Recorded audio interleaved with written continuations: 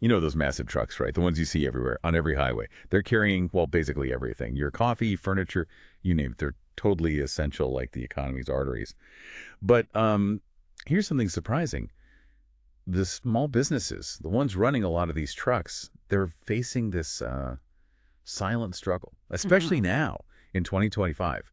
We could actually push them right off the road. So today, that's what we're diving into, these hidden costs, the challenges that are kind of quietly squeezing small trucking fleets out. Yeah. And it's bigger than just the trucks. It affects, well, pretty much everything. Yeah, and it's important to know what we mean by small fleet. We're talking, companies with maybe one truck, maybe up to 20. That's really different from the big players, the huge fleets with hundreds, sometimes thousands of trucks. And while these small guys, they used to be really common, really successful, 2025 is just, it's a much, much tougher world for them. Right. So our mission here is to really unpack that. We've looked at a bunch of different sources to pull out the key reasons why these small businesses are struggling so much, and also, importantly, what they're actually trying to do about it to survive. Think of this as your quick guide to understanding a really critical issue. Okay, so let's dig in. First big hit, rising fuel costs. Yay. Trucks need diesel, obviously, and in 2025, prices are just stubbornly high. We're seeing $5 a gallon pretty consistently, sometimes more. And what really hurts the small fleets here isn't just the high price itself, it's the lack of buying power. See, the huge companies, they buy fuel in enormous volumes. They get massive discounts, they hedge, they lock in rates. Small fleets, they're paying whatever's on the sign at the truck stop, full price. Ouch. Yeah. So think about it. One truck might burn through, say, 500 gallons in a week at $5 a gallon. That's $2,500. Exactly. $2,500 a week just for fuel for one truck. If prices jump even a bit, that can basically eat up almost all their earnings for that load. There's just no buffer. It's a huge, unpredictable expense for them. And it's not just the fuel you put in, right? It's when things go wrong with the truck itself. Let's talk expensive truck repairs and maintenance. These things wear out, and replacing them, wow, a new truck is easily over $150,000. And if you're trying to go electric, that upfront cost can be even steeper. Right, and this is a perfect example of a sort of hidden cost trap for small fleets. Because spending 150 kpr plus is often just not an option. So what do? They keep fixing the older trucks they already have. Which sounds cheaper up front, but... Exactly. But then you're hit with these massive, often unexpected repair bills. We're talking like engine overhauls costing tens of thousands, a full set of tires. Thousands right there.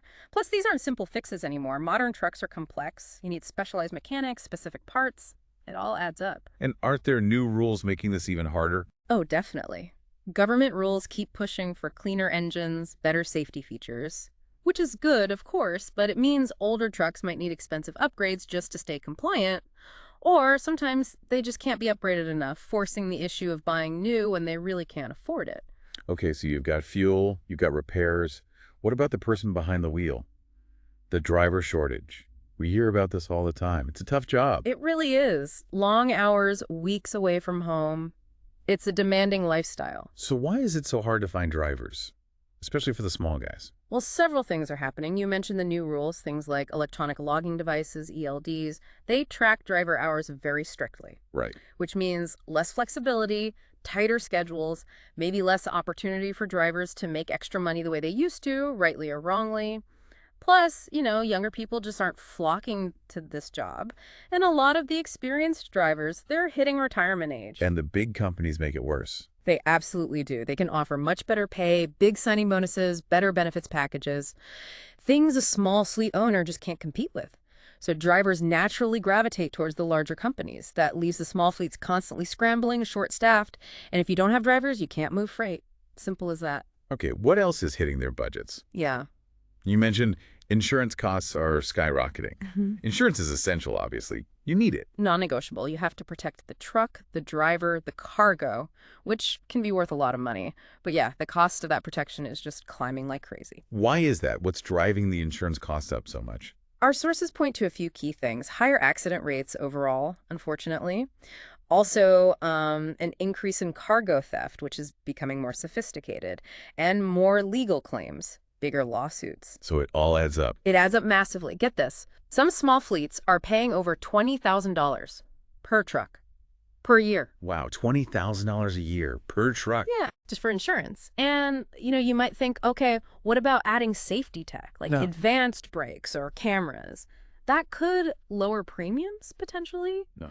but that technology itself is expensive to install. So small fleets are often stuck. They can't afford the tech that might lower their insurance, so they keep paying these really high premiums that just drain their budgets.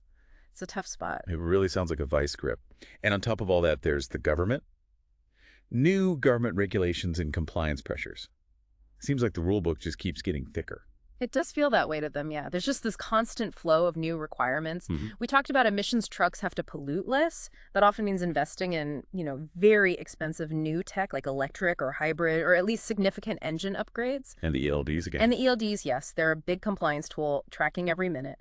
But beyond those big things, there's just loads of paperwork. Tax laws seem to change constantly. Safety inspections are rigorous and time-consuming. And the big fleets handle this how? They have whole departments for this. Legal teams, compliance officers, fancy software.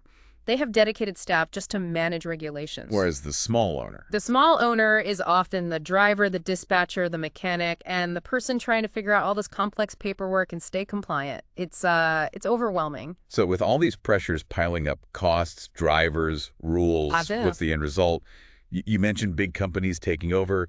The giants like UPS, FedEx, Amazon. Exactly. They are consolidating their power, and it's happening fast. They just have these massive advantages built on scale. Like the fuel discounts we talked about. Yes, bulk fuel is huge. But also, they often own their own massive repair shops, so they control those costs and keep trucks running with less downtime. And as we said, they can afford to pay drivers more, offer better benefits, which attracts talent. Is it just about cost savings? Not entirely. Technology is a massive factor, too.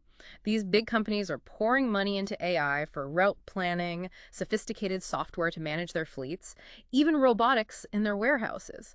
All that efficiency translates into lower costs and faster service for their customers. Which makes it almost impossible for the little guy to compete on price or speed. Pretty much. Right. If a customer can get it cheaper and faster from a big name, they usually will. It just squeezes the small fleets further and further out of the main lanes of commerce.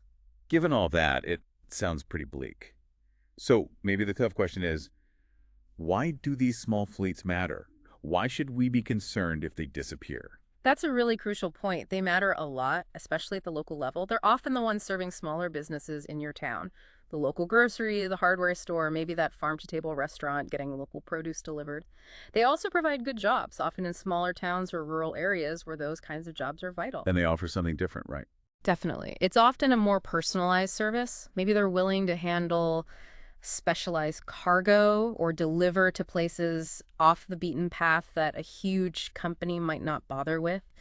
There's a flexibility and a direct relationship that's often lost with the giants. So when they close down, it's not just a business closing. No, it ripples through the community. You might see fewer delivery choices, maybe prices go up for certain things because there's less competition.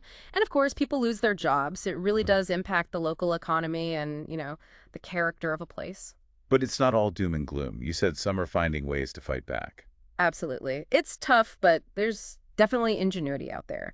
Small fleets are being forced to get creative to survive. So what are they doing? What kinds of strategies are working? Well, one interesting thing is joining forces. You see smaller companies teaming up, pooling their resources. Maybe they create a co-op to buy fuel together at a better rate or share costs on insurance or even maintenance. Smart. Power in numbers. Exactly. They're also using technology where they can afford it. Even simpler digital tools for tracking trucks better, monitoring fuel use, making scheduling more efficient, anything to save money. Are any actually switching to electric or cleaner trucks, despite the cost? Some are, yeah, where it makes sense for their specific routes and if they can manage the upfront investment or find grants, they see a potential for long-term fuel and maintenance savings. Another big strategy is focusing on niche markets.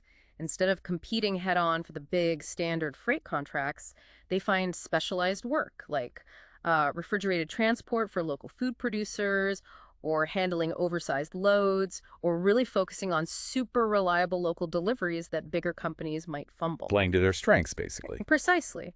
And finally, they're really doubling down on improving driver retention. They know they can't always match the big guys on pay, so they focus on other things. Better training, maybe more flexible schedules where possible, bonuses tied to performance or safety. Keeping a good, reliable driver is absolutely critical when you only have a few trucks. Okay, so wrapping this up, it really does sound like a perfect storm for small truckers in 2025. You've got the fuel costs soaring, repairs eating into everything, the struggle to find and keep drivers, those killer insurance rates, complex regulations, and then the sheer weight of competition from these huge corporations. These aren't just business challenges. They feel like, as you said, hidden costs that just compound and compound, forcing really hard choices. It's an incredibly challenging environment, no doubt about it. But like we just discussed, there is a note of hope in the resilience and the creativity we're seeing from some of these operators. By adapting, by finding ways to collaborate, by using tech smartly, some are finding ways to navigate the storm. They are surviving and continuing to deliver those essential goods we all rely on. It definitely makes you think differently when you see that truck rolling down the highway. Yeah. It might not just be a big vehicle, it could be a small business owner risking absolutely everything, calculating every single cost, just trying to keep their community supplied. That whole question of how do they even calculate the cost of moving all that stuff? Yeah. It's their daily reality. Mm-hmm. And it leaves us, and you listening, with a really interesting question to ponder, I think. Looking ahead, what's the right path? Should governments maybe find ways to specifically support these smaller trucking companies, recognizing their unique role? Or is it more a case of sink or swim, these businesses need to find entirely new ways, maybe more radical ways, to compete against the sheer scale and efficiency of the big players? There are definitely strong arguments on both sides of that one.